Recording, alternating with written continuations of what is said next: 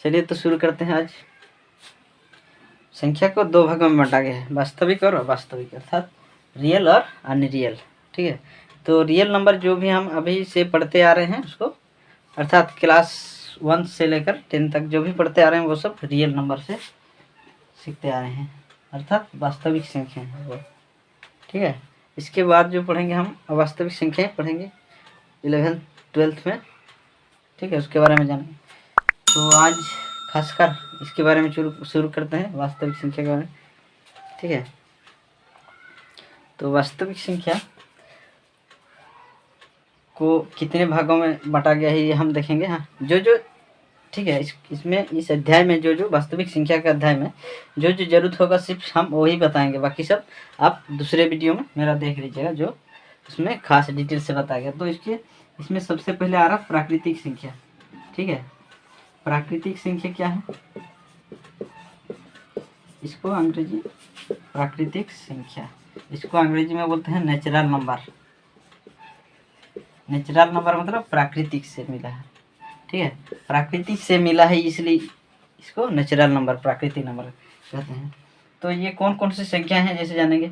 तो सबसे पहले हम लोग का जो शुरू में इसको जब आविष्कार किया गया नंबर को, जब शुरू में हमारे जो पूर्वज हैं, वो पूर्वज अभिज्ञ लोग हैं जो गणितज्ञ हैं, वो सब इसको प्राकृतिक संख्या के नाम, संख्या इनके नाम रखे हैं। तो ये कौन कौन सी संख्या है, ये प्राकृतिक संख्या क्यों बोलते हैं, क्योंकि ये शुरू में सबसे पहले आया नंबर, इसलिए इसको प्राकृतिक संख्या बोलते हैं। तो ये क्या चीज़ में यूज किया गया, जैसे कि किसी वस्तु को गिनने के लिए यूज किया गया। ठीक है, जैसे किसी वस्तु को गिनेंगे या फिर किसी चीज़ को भी गिनने के लिए। ठीक है, जैसे कि एक पेड़ों को हो गया या फिर कुछ आदमी हो गया, गिनेंगे तो यूज करेंगे। ठीक है, तो गिनने के लिए, काउंटिंग के लिए। ठीक है, जैसे कि 1 हो गया, 2 हो गया, 3 4 इस तरह 5, इस तरह पूरा ये अनलिमिटेड है। तो ये प्राकृतिक संख्या है। ठीक है, तो इसको कैसे यूज किया गया, जैसे कुछ चीज़ गिनने के लिए इसको यूज किया गया, काउंटिंग के लिए। ठीक है, तो ये पूरा अनलिमिटेड है, इसका शेष नहीं है। ठीक है, तो ये मान लीजिए क्या हुआ जब ये संख्याएं बन गया। ठीक है, अब इससे संतुष्टि नहीं मिला और मतलब समस्याएं होती गई, तो समाधान भी उसके साथ साथ होते गए। ठीक है, जहाँ समस्या है समाधान वहीं पर है, बोलते हैं ना। तो फिर समस्या हुआ क्या है, जैसे कि हम मान लीजिए ये संख्याएं यूज कर रहे हैं। जैसे मान लीजिए मेरे पास 3 था, मान लीजिए 3 था, तो उसको हम दे दें किसी को, ये नाम का किसी आदमी को हम दिए हैं या किसी को दिए हैं, तो मेरे पास क्या बचा, इसको कैसे दिखाएंगे, इसको सोच के ठीक है बनाया गया। जैसे कि अगर हम बोलेंगे, जैसे कि कोई पूछेगा तो हम बोलेंगे मेरे पास 3 है। अगर किसी को दे दिए तो उसको दिखाने के लिए, लिखने के लिए, ठीक है, क्या बोलेंगे, तो 0 का आविष्कार हुआ तभी। ठीक है, 0 का आविष्कार हुआ, जैसे कि 0 मतलब हीरो, वो क्या किया, शुरू में आके बैठ गया, जहाँ पर हम खड़ा हो जाते हैं लाइन वहीं से शुरू होता है, जहाँ पर हम खड़ा हो जाते हैं लाइन वहीं से शुरू होता है। इसको क्या बोलते हैं, पूर्ण संख्या। पूर्ण संख्या अर्थात इसको क्या समझ रहे हैं, पूर्ण संख्या, इसको बोलते हैं होल नंबर। होल नंबर के नाम से बोलते हैं इसको W से प्रदर्शित किया जाता है, W से। ठीक है, तो ये 0 है जो आगे आकर खड़ा हो गया, तो लाइन पूरा प्राकृतिक संख्या उसके लाइन में लग गया, तो इसको बोलेंगे हम, ये भी अनगिनत है, शेष नहीं है, इसका अनलिमिटेड है। ये संख्याएं सभी शेष नहीं, शुरू तो यहीं से होता है ना, यहाँ से सभी को अलग अलग नाम दिया गया। ठीक है, तो ये जो है एक गणितीय मतलब संख्याओं के ग्रुप में ये सबसे डिफरेंस है, सबसे अलग है 0। ठीक है, ये शुरू हो गया, खड़ा हो गया लाइन में, तो लाइन शुरू हो गया। तो ये बोल रहे हैं कि चलो भाई एक शर्त है, कैसा शर्त, बोल रहे कि अगर 0 देखो तुम अभी पहले खड़ा हुआ ना, तो इसके बाद तेरा यूज जो भी होगा हम लोग के पीछे या बीच में होगा, तो इसीलिए ये कभी भी आगे इसका मतलब नहीं होता है, आगे कहीं भी रहता तो इसका मतलब नहीं होता है, कुछ वैल्यू नहीं है आगे। ठीक है, इसीलिए तो ये जब भी आता है किसी संख्या के बीच में या पीछे, किसी प्राकृतिक संख्या के पीछे आता है। ठीक है, इसीलिए इसको 0 कहा गया है, 0। तो ये सब पूर्ण संख्या मतलब पूर्ण और शून्य एक साथ याद कीजिएगा तो पता चल जाएगा कि आपको पूर्ण संख्या ये है। पूर्ण संख्या शून्य से शुरू होकर सभी प्राकृतिक संख्या को अनगिनत तक लिया गया है। ठीक है, उसके बाद तीसरा नंबर हम लोग का आता है पूर्णांक। ठीक है, पूर्णांक किससे शुरू हुआ? पूर्णांक किससे शुरू? पूर्णांक संख्या को हम बोलते हैं इंटीजर्स नंबर, इसको बोलते हैं अंग्रेजी में इंटीजर्स। ठीक है, इंटीजर्स नंबर। तो ये कौन कौन सी संख्या है भाई? तो देखिए, मान लीजिए आप 20 रुपये लेके दुकान गए। ठीक है, 20 रुपये लेके दुकान गए, 20 रुपये खर्च हो गया, मतलब क्या बचा? 0। तो इसको ऐसा नहीं, मान लीजिए 1 रुपया 19 रुपया खर्चा हुआ आपका, 19 रुपया खर्चा हुआ तो कितना बचा? 1 रुपया। ठीक है, इसको हम दिखा सकते हैं कि हाँ 1 रुपया लेकिन मान लीजिए कुछ नहीं बचा तो किससे दिखाएंगे उसको? 0 से दिखाएंगे। लेकिन अगर मान लीजिए खर्चा हो गया आपका और फिर याद आया और एक चीज़, ठीक है, जैसे बोल रहे हैं जैसे ही समस्या होते गया समाधान, समस्या बढ़ते गया समाधान होते गया। ठीक है, जैसे एक चीज़ याद आया, चलो मच्छी से एक ठो लेना है। ठीक है, तो 1 रुपया ज़्यादा लग रहा, तो उसको क्या करेंगे? दुकानदार को बोलेंगे कि अगली बार हम इसको आपको दे देंगे। तो दुकानदार कैसे इसको याद करेगा? तो वो बोलेगा कि माइनस में इसको ऋण रह गया। ठीक है, इसलिए हिंदी में इसको क्या बोलते हैं? ऋणात्मक संख्या। इसको हिंदी में इसलिए ऋणात्मक संख्या बोलते हैं।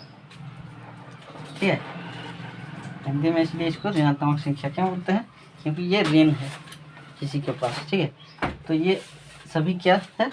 जैसे ये कहाँ से शुरू होता है? 0 से बाएं की ओर, 0 के बाएं और जो भी संख्या आता है वो सब ऋणात्मक संख्या है। ठीक है, ये तक सब ऋणात्मक संख्या है, और दाएं की ओर जो भी है वो प्राकृतिक संख्या, जैसे कि 1 2 3 धनात्मक संख्या उसको बोलेंगे। और ये अनगिनत है, और ये भी अनलिमिटेड। ये सिंबल का मतलब आप समझ जाइए, ये अनगिनत सिंबल है। इस सिंबल का मतलब समझ जाइए, अगर कहीं रहे तो उसका मतलब ये अनगिनत है। ठीक है, तो ये पूर्णांक जो है इधर पूरा है, उधर अनगिनत है। ठीक है, इसको इस तरह प्रदर्शित किया जाता है। तो ये 2 तरह के होते हैं, किसे?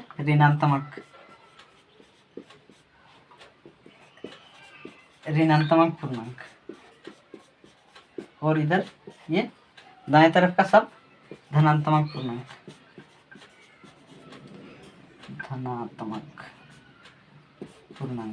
ठीक है, पूर्णांक समझ जाइए आप। हाँ, तो ये धनात्मक पूर्णांक। लेकिन शून्य क्या है? शून्य ना तो धनात्मक है ना तो ऋणात्मक, तो वो एक, ठीक है, शून्य पूर्णांक हो। ये शून्य 0 इंटीजर्स इसको बोलते हैं।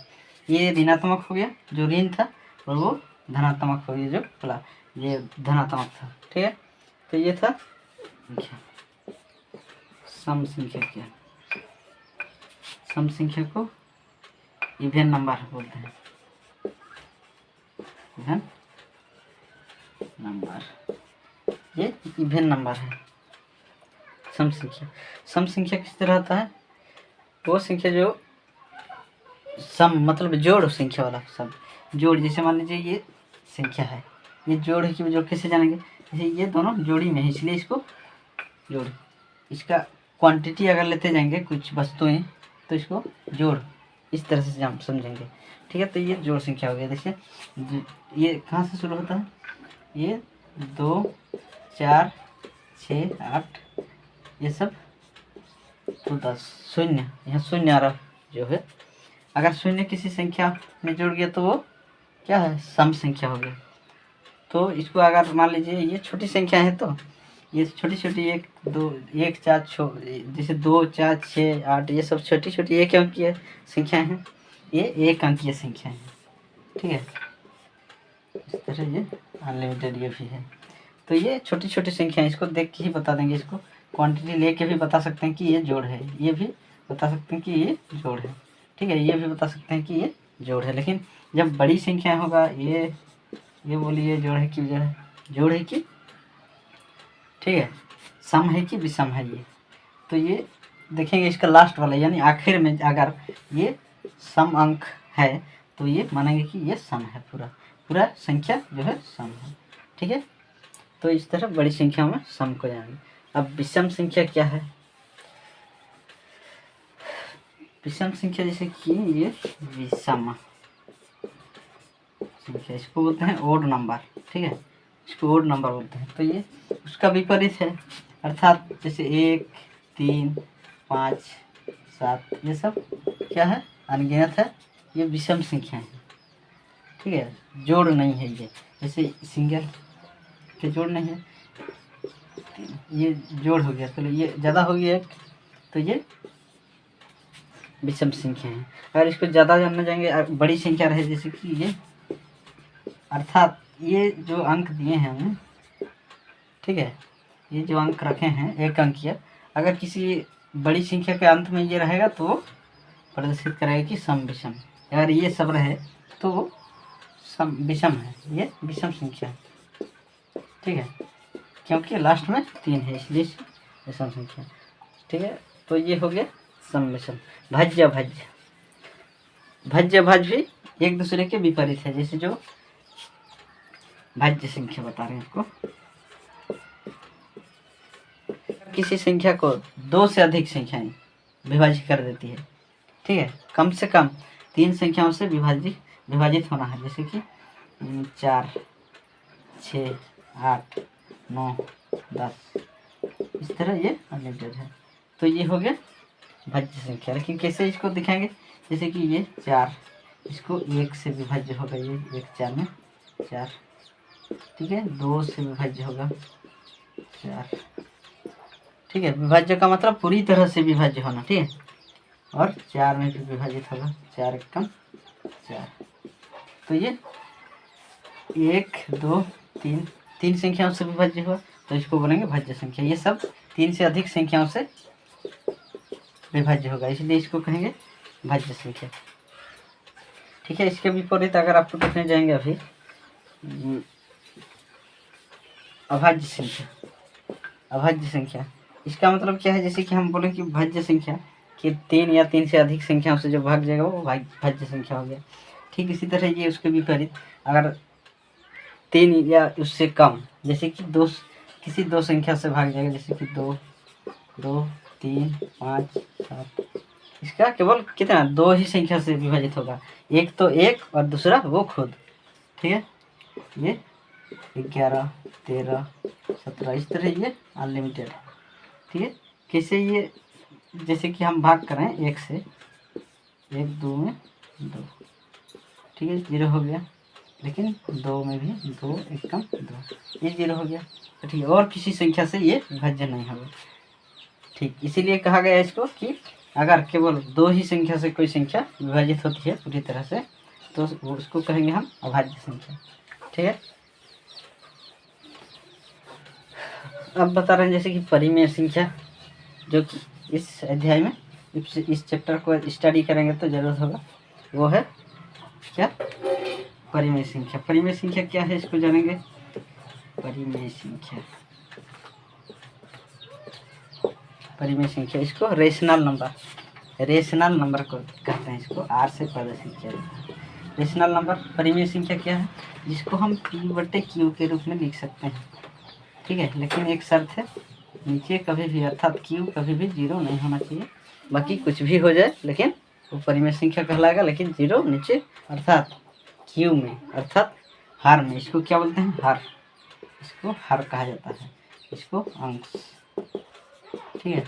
तो ये हर अंश परिमेय संख्या बहुत प्रकार से पढ़ा जाता है, ठीक है। इसको कभी कभी हम भिन्न संख्या भी बोलते हैं, भिन्न संख्या, ठीक है। इसको अंश हर क्यों कहा जाता है? अंश मतलब एक भाग होता है। तो मान लीजिए यहाँ हम इस खेत को किसी 2 भाइयों में बांट रहे हैं, अर्थात किसी कुछ भी बांट रहे हैं 2 जन में या फिर 4 जन में, ठीक है। तो उसको कैसे लिखेंगे? जैसे इसको हम 4 भागों में बांटेंगे, प्रत्येक को 1-1 भाग देंगे, तो उसको प्रदर्शित करेंगे ये, इसको भी ये मिल गया, तो इसको प्रदर्शित करने के लिए ये लिख सकते हैं कि इसको इस तरह मिला है, ठीक है। अगर ज़्यादा कम लिखेंगे किसी को, मान लीजिए जैसे कि 4 भाग में इसको हम बांटें, ठीक है, लेकिन 4 भाग से किसी को 1 भाग मिला, तो उसको क्या लिखेंगे? 1/4। तो इसका मतलब ये है 4 भाग का 1 भाग इसको मिला, और एक जन को कितना मिला, ये 3 भाग, अर्थात उसको लिखेंगे हम 3/4। इसको 4 भाग का 3 भाग मिल गया भाई, ये संतुष्ट है। इसको कहेंगे 3 भाग का 4 भाग, ये भाग इसलिए अंश कहा जाता है। ठीक है, इसको भिन्न संख्या, भिन्न के आधार पर इसको देखेंगे तो अलग अलग होगा। ठीक है, भिन्न को दूसरे चैप्टर में आपको बताएंगे हम, लेकिन परिमेय संख्या में हम आपका ये नहीं बता सकते हैं। ठीक है, परिमेय संख्या में जब पढ़ेंगे तो दूसरी तरह का होगा। इसको परिमेय संख्या को 3 भागों में बांटा गया है। क्या है, समतुल्य परिमेय संख्या और ऋणात्मक परिमेय संख्या और धनात्मक परिमेय संख्या दिखा रहे हैं। ऋणात्मक परिमेय संख्या क्या है, और कभी कभी जैसे कि हम अभी आपको बताएं किस ये भाग होता है, जैसे एक भाग को लिखें कि 1/4, 4 भाग, मतलब किसी एक भाग को हम 4 भागों में बांट के एक भाग को लिखेंगे तो 1/4 लिखेंगे। ठीक है, 3 भाग को लिखेंगे तो 3/4। ठीक है, मान लीजिए कभी कभी ये लिखने को मिल गया, ठीक है, ये इसका मतलब क्या है, इसका मतलब कि इसको 4 भाग में बांट रहे हैं और एक एक को मिल रहा, कितना मिल रहा है उसको दिखाएंगे तो। ठीक है, इसको हम देखिए 0 लेवल से बता रहे हैं। ठीक है, पूरा संख्या पद्धति को हम 0 लेवल से बता रहे हैं, ताकि कोई भी बच्चा छूटे ना समझ ना रहे, पूरा उसमें कॉन्सेप्ट क्लियर हो जाना चाहिए। ठीक है, तो इसको हम किस तरह प्रदर्शित करेंगे, जैसे कि इसको हम किस तरह दिखाएंगे, जैसे इसको हम 4 से डिवाइड करेंगे, 9 को 4 दूनी 8 होगा, 1 बच गया। ठीक है, तो इसको हम लिखेंगे ऊपर, लिखा जाता है ऐसा। ठीक है, और इसको नीचे, किसको, इसको हम नीचे लिखें, इसको ऊपर। तो ये हो गया, ये 4 पूर्णांक न 2 पूर्णांक, मतलब 2 भाग उसको मिला, पूरा मिला। ठीक है, 4, अगर 4 जन को बांट रहे हैं, एक जन प्रदर्शित कर रहा है, एक जन दिखा रहा है कि मुझे इतना मिला, तो कितना मिला उसको, पूरा 2 भाग 1 मिल गया, और 4 भाग का 1 भाग मिला, और बाकी जो बचा था 2 भाग तो पूरा मिल गया, बाकी जो बचा था उसको भी भाग किए 4 भाग में, तो उसका 1 भाग इसको मिला। तो इसको टोटल मिला पूरा 2 भाग पूरा मिला, और फिर बाकी जो बचा था उसको बांटे तो उसका 1 भाग मिला टोटल इसको। तो इसको दिखाने के लिए ये प्रदर्शित करेंगे। ठीक है, तो ये था परिमेय संख्या का इस तरह भाग, ये भिन्न में पढ़ा जाता है। ठीक है, तो अभी हम परिमेय संख्या को देखेंगे कि ये किस तरह से होता है, ऋणात्मक धनात्मक, जिसे बोला ना ऋणात्मक परिमेय संख्या, ऋणात्मक परिमेय संख्या।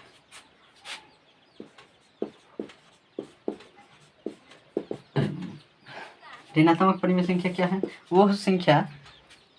वह परिमेय संख्या मतलब समझ रहे हैं, हर अंश दोनों होगा। ठीक है, तो परिमेय संख्या वो कौन सा, जैसे कि ये सब परिमेय संख्या, आपको परिमेय संख्या के बारे में नहीं बताया था, एग्जाम्पल नहीं दिया था, लेकिन परिमेय संख्या बता दिया था क्या है, लेकिन एग्जाम्पल नहीं दिया था। तो ये है उसका एग्जाम्पल, 5 ये भी हो सकता है।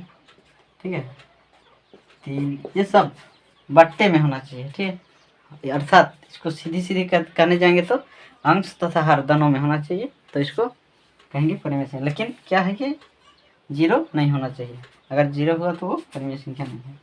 तो ये क्या है, ऋणात्मक परिमेय संख्या बता रहे हैं। जैसे ये एक हो गया ऋणात्मक परिमेय संख्या, किसे कि अगर किसी परिमेय संख्या के ऊपर अंश तथा हर किसी एक में ऋणात्मक चिन्ह रहा। ठीक है, अगर किसी परिमेय संख्या के अंश या हर में ऋणात्मक संख्या रहे तो उसको ऋणात्मक परिमेय संख्या कहेंगे। जैसे कि 3/5 में -5 है, तो ये एक हो गया, 3/5 में माइनस ये है, तो ये ऋणात्मक परिमेय संख्या हो गया। ठीक है, इसके विपरीत धनात्मक परिमेय संख्या, धनात्मक परिमेय संख्या क्या है। ठीक है, धनात्मक परिमेय संख्या क्या है, वह परिमेय संख्या ध्यान दीजिएगा, वह परिमेय संख्या जिसका दोनों अर्थात अंश तथा दोनों में समान चिन्ह रहे, तो उसको धनात्मक परिमेय संख्या कहेंगे। कैसे, जैसे मान लीजिए इसमें 3 है, इसमें भी 3 है, दोनों समान चिन्ह है, तो इसको क्या बोलेंगे, धनात्मक परिमेय संख्या। कैसे कि ये दोनों कट जाएगा चिन्ह माइनस का, तो दोनों प्लस हो जाएगा, धनात्मक हो जाएगा, तो ये धनात्मक परिमेय संख्या, ठीक है। और जैसे प्लस है 5, यहाँ 3 प्लस है, तो दोनों धनात्मक, एक ही प्रकार के चिन्ह का प्रयोग किया गया, तो ये धनात्मक परिमेय संख्या, ठीक है। तो अब आता है अपरिमेय संख्या। अपरिमेय संख्या बता रहे हैं आपको, जा रहे हैं अपरिमेय, और जोड़ देंगे तो अपरिमेय बन जाएगा। यहाँ इररिसेबल, ठीक है, इरेशनल नंबर, आई से इसको प्रदर्शित किया जाता है, इरेशनल नंबर, ठीक है। अपरिमेय संख्या, अपरिमेय संख्या किसे बोलेंगे? जो परिमेय संख्या नहीं है, अपरिमेय संख्या है, जैसे कि √3, √2, √5। तो इसको देखने जाएंगे तो एग्जाम्पल्स को ध्यान देंगे तो क्या है, सभी अभाज्य संख्याओं को रूट में अगर रखें, रूट के अंदर रखें, अंडर रूट रखा जाए, तो ये सभी ये अभाज्य, ये अपरिमेय संख्या हो रहा है, ठीक है। तो ये था अपरिमेय संख्या। अब आपको बता दें कि ये सभी जो है, अभी हम जो भी पढ़ते आ रहे हैं, अभी जो हम लोग स्टडी किए जस्ट अभी, जो भी जैसे कि प्राकृतिक संख्या, पूर्ण संख्या, विषम संख्या, सम संख्या, भाज्य, अभाज्य, ये सब पूर्णांक, सब ऋणात्मक पूर्णांक, धनात्मक पूर्णांक, जो भी पढ़ते आए हैं, ये सब परिमेय संख्या है। कैसे? जैसे कि मान लीजिए 0 एक पूर्ण संख्या था, उसमें हम नीचे 1 लिख सकते हैं, अर्थात ये p/q के रूप में आ गया, तो ये 1 हो गया परिमेय संख्या, ठीक है। और भी जैसे कि पूर्णांक ले लिए -1, उसके नीचे 1 लिख सकते हैं। 1 लिखने से कोई फर्क नहीं पड़ेगा, उसमें जो भी उसका मान वैल्यू है वही रहेगा, लेकिन सिर्फ उसका दिखावट बदल जाएगा, पर जो उसका चेहरा है वो बदल जाएगा, तो क्या हो जाएगा, p/q के रूप में हो जाएगा, तो ये हो जाएगा एक तो हम कह सकते हैं किसी भी तरह से कि ये सब क्या है, परिमेय संख्या है। अर्थात वास्तविक संख्या जो है, सभी परिमेय और अपरिमेय संख्या के ग्रुप को वास्तविक संख्या कहा जाता है, ठीक है। तो इसमें हम इस चैप्टर में हम पढ़ेंगे यूक्लिड विभाजन एल्गोरिथम, अर्थात यूक्लिड विभाजन एल्गोरिथम। तो इसमें क्या होगा, इसमें नाम से ही पता चल जा रहा है, विभाजन मतलब इसमें विभाजन होने वाला है। तो विभाजन करके हम क्या करेंगे, इसमें यूक्लिड का खास मकसद यह है कि इसमें विभाजन करके क्या शेप निकालेंगे, ठीक है। तो इसमें पता चल जा रहा है ये लंबे विभाजन प्रक्रिया है। तो इसमें क्या करेंगे, हम किसी एक धन पूर्णांक बता रहे हैं, किसी एक धन पूर्णांक मान लीजिए ए को हम डिवाइड कर रहे हैं किसी संख्या b से, b पूर्णांक से डिवाइड कर रहे हैं किसी संख्या, मान लीजिए सपोज दैट कि हम किसी a को डिवाइड कर रहे हैं b से, ठीक है। तो शेषफल जो भी होगा वो r में प्रदर्शित करेंगे, ठीक है। और ये q या फिर कुछ भी, ठीक है। तो ये हम, तो इस तरह ये अगर किसी इसका मतलब ये है कि अगर किसी धनपूर्णांक को किसी b से किसी धनपूर्णांक से विभाजित करें तो शेषफल r बचता है, और वो क्या होता है उसके हिसाब से, और भाग शेष में q, अर्थात कुछ भी हो सकता है, q से उतना मतलब नहीं है ना, मतलब फल से उतना मतलब नहीं है इसके हिसाब से, लेकिन क्या है q इसको बोलते हैं भाजक और इसको बोलते हैं भाज्य, ठीक, इसको बोलते हैं शेष फल, इसको बोला जाता है शेष फल।